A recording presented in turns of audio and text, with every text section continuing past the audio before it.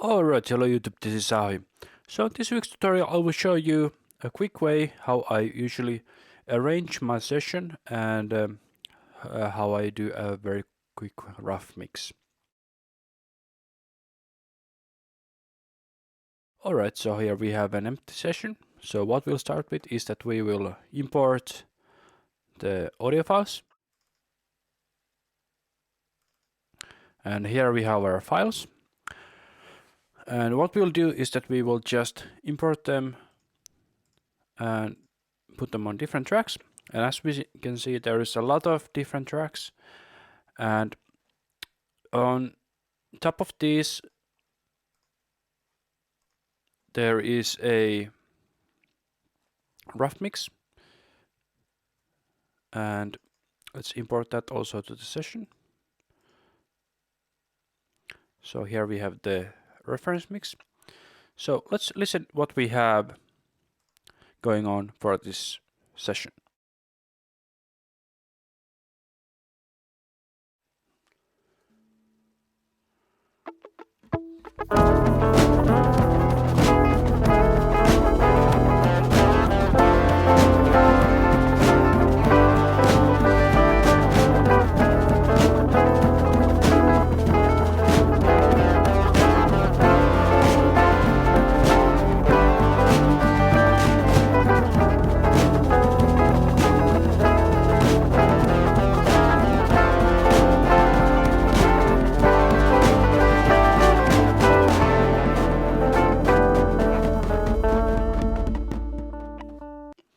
Alright, as we can hear, it's a very weird song, I would say.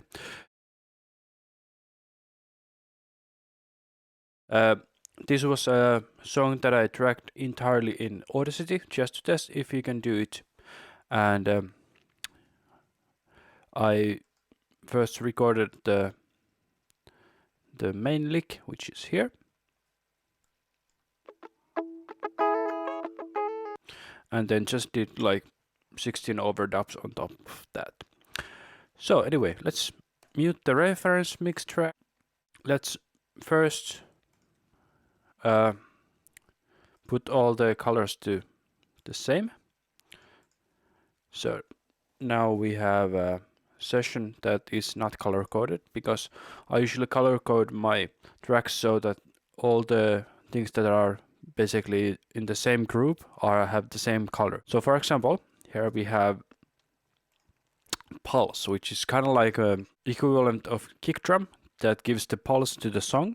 So let's listen how it sounds.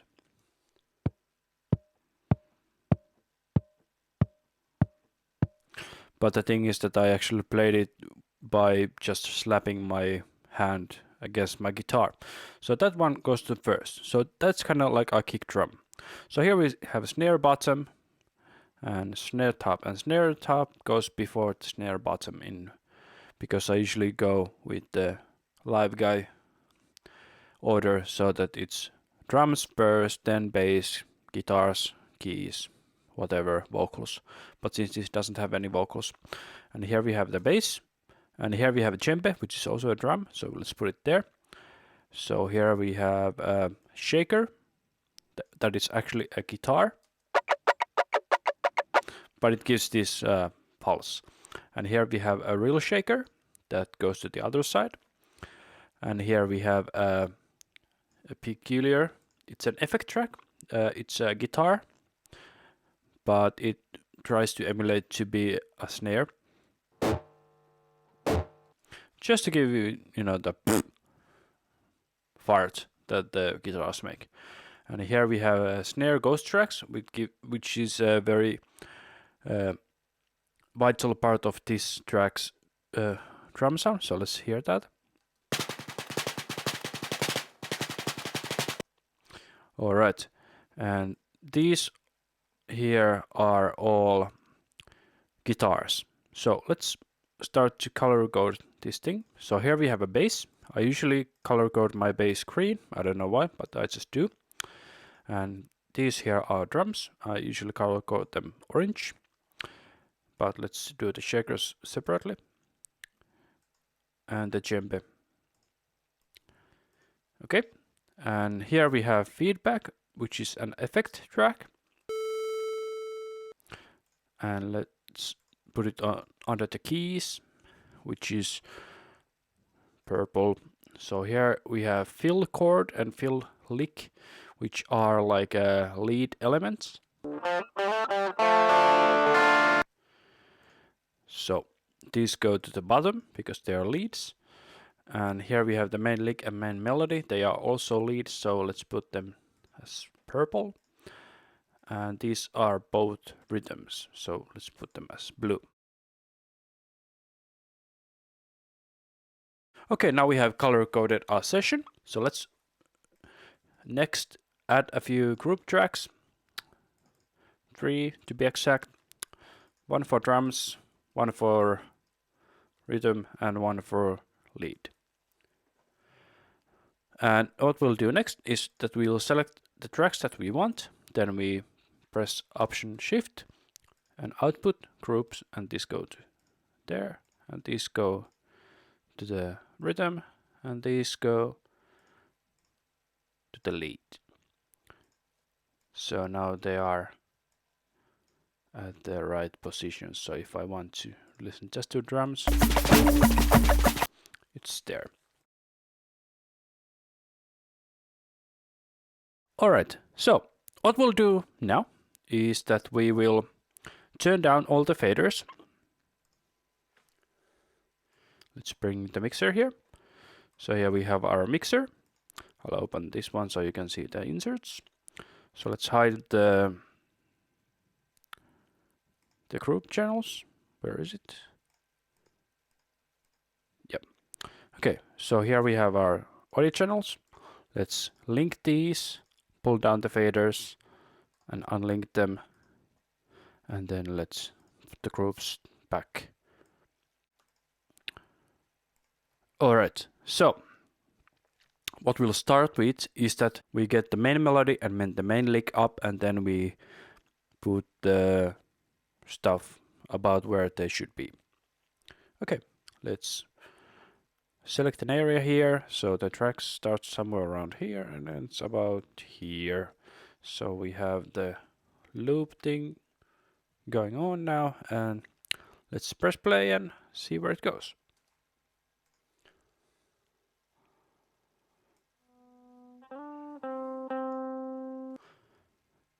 So first we'll just open the faders, main, mono, mix, so that we have all the elements about in place.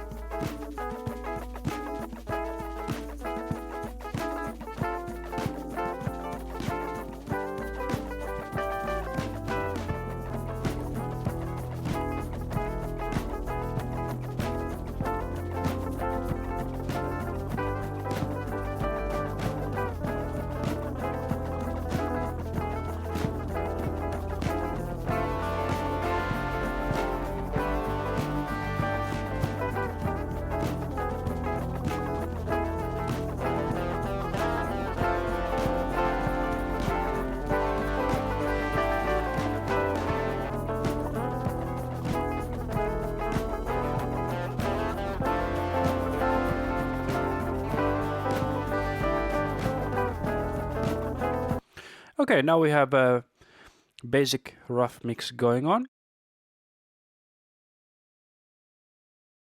So next what we will do is that we will pan them around, and as a rule of thumb I usually keep always the drums, like a snare and kick in the middle, and the same for the bass, but everything else I usually pan around. So let's start with that. So here are the shakers. So let's pan them about here and see. Let's hear the difference.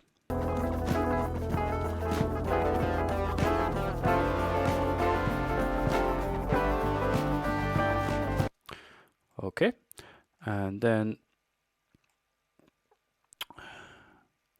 let's pan the rhythm guitars.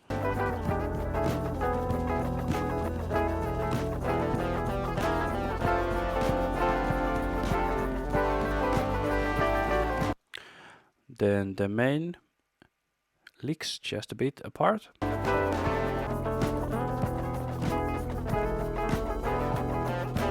And because we now have the main lick on the right side, we should put the fill lick on the other side.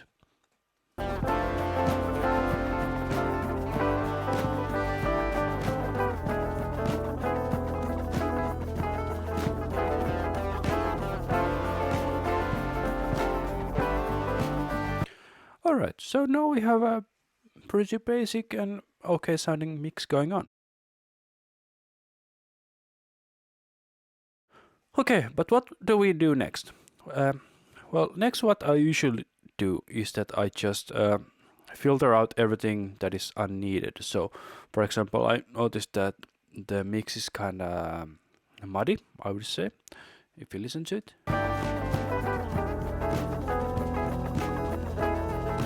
Even though I did filter out some of the low end when I was tracking, but let's see what we have. So let's put a spectrum analyzer on the master bus, and let's see.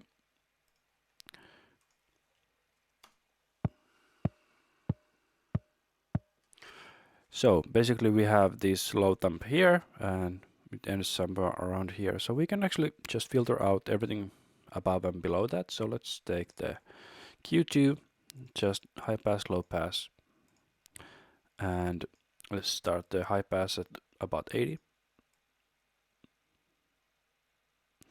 and low pass wherever it sounds good.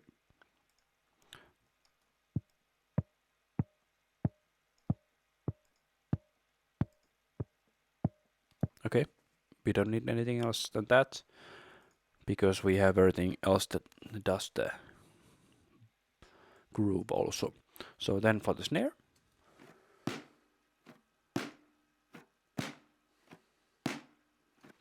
and if you were wondering, these are all separate takes. So here I have the snare top and snare bottom. If I play them simultaneously, you can hear that they are actually two different takes. Da-da! There's a flamming going on, and that's cool. It's part of the sound. So let's try the same thing, just high pass, low pass, and where we get from there. So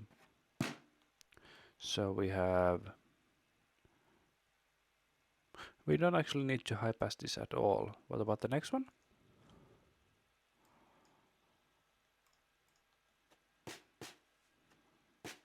Yeah, it seems that there is nothing useful above maybe 400. So let's try it around there.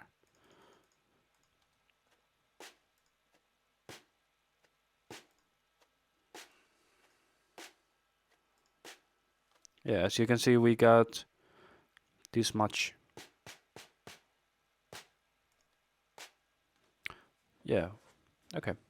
So, and let's see how it fits with the top.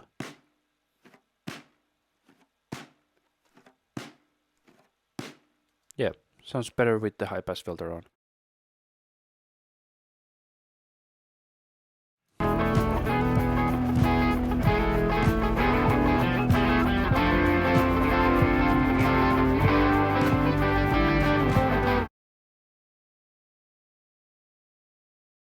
Right, so next thing you might have noticed that this is a really dry mix. So let's add a reverb. So add track, effects channel, and let's use the IR Live, which is a brand new reverb. And it looks something like this. So first let's try it on the main guitars. So let's open them.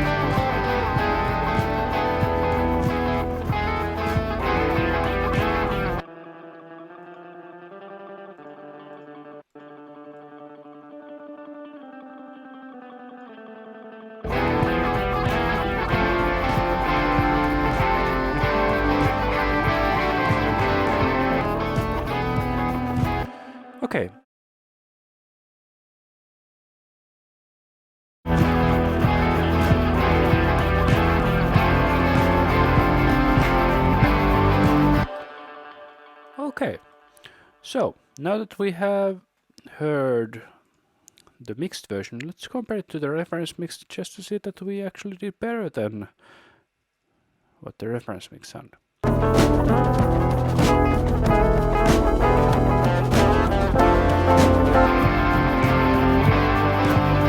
Okay, we could use a bit more on the snares at least.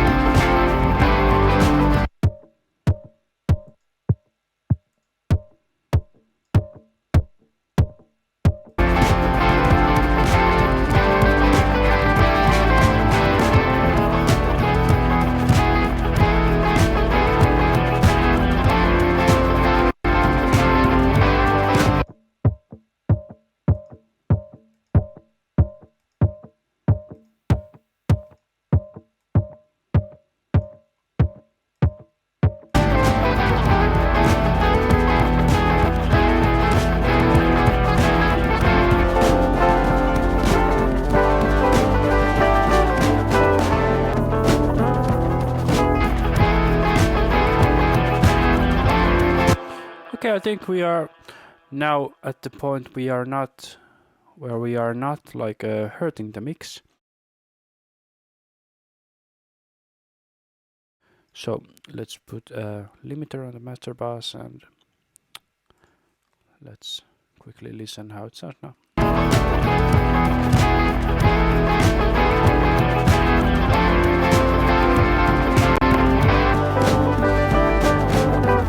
So we are getting a bit more low end and more definition out of the everything. So let's listen.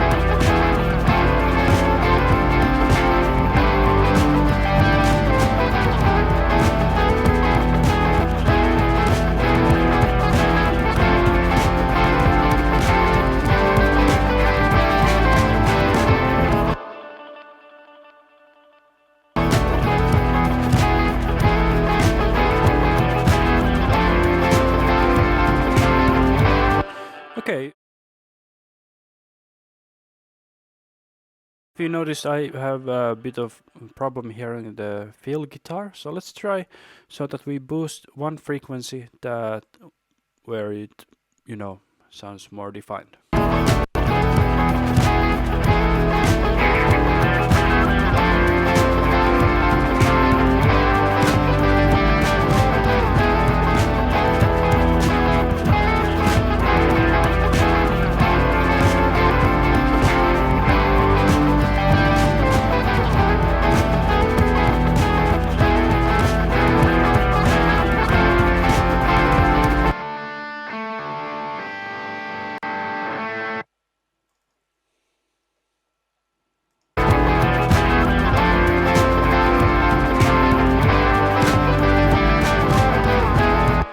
Okay, if you wonder what I did, was that since we boosted this one, these two, I this one from the same frequency so that they give more space to each other.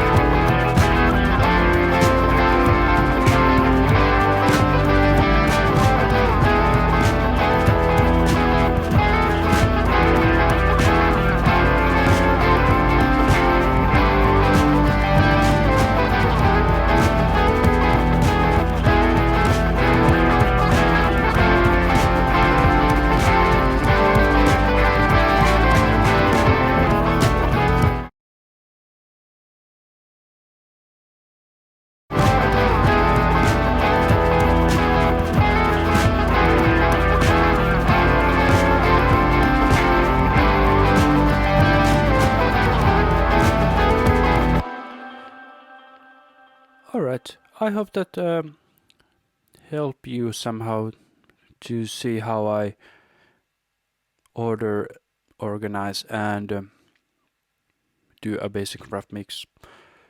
So, if you haven't subscribed to my channel yet, please do so. I make new videos every week. And thank you for watching and make good music.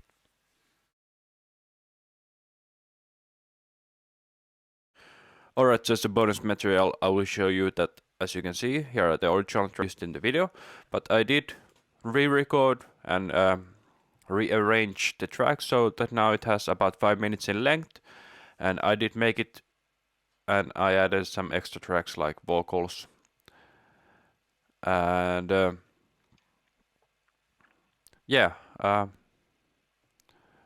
did use and send it to February album writing month, which is kind of like a personal challenge for me, and the goal is to write 14 songs during February, so I have only 10 more to go. So, since my session is quite already maxed out, as you can see from the VST meter, and the recording doesn't help in any way, I'll just post how it sounds at the end of the video. Thanks.